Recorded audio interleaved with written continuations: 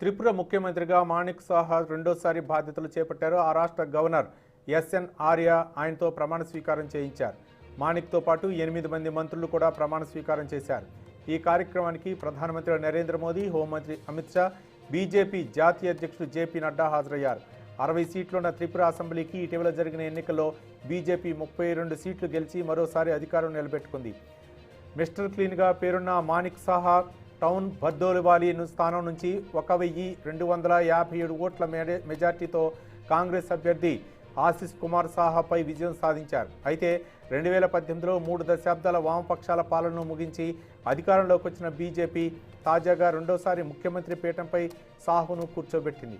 ముఖ్యమంత్రిగా తొలిసారి 2022లో బాధ్యతలు చేపట్టిన మాణిక్ సాహా అంతకుముందు సీఎంగా బాధ్యతలు చేపట్టిన బిప్లవ్ కుమార్ దేవ్ వ్యవహారం వివాదాస్పదం కావడంతో అధికార పీఠం ఆయనకు దక్కింది.